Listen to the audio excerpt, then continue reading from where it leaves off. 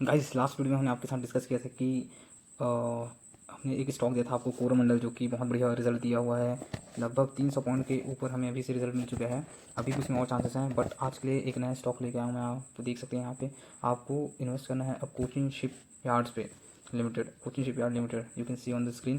दोस्तों ये बहुत ही अच्छे जगह पे दिख रहा है मुझे। इसे आपको बाई करना है 70 टू 70 50 के आसपास ही आपको मिलेगा अभी मार्केट में। ये मे बी ये 1700 के अंदर भी जा सकता है, लेकिन आपको उसमें और एक बार और बाई कर लेना है। अगर ये जाता है तो उसके बाद जो हमें इसमें बहुत अच्छे मूवमेंट्स आने वाले हैं बहुत जल्दी।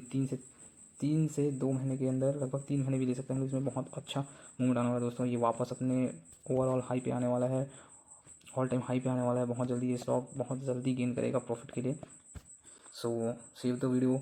और कल के लिए हम एक और बहुत ही बढ़िया ऑप्शन स्ट्रेटजी लेके आए हैं, उसका वीडियो आप मेरे नेक्स्ट शॉर्ट पे देख सकते हैं। टिल देन आप नोट कर सकते हैं कोचिंग शिपयार्ड लिमिटेड।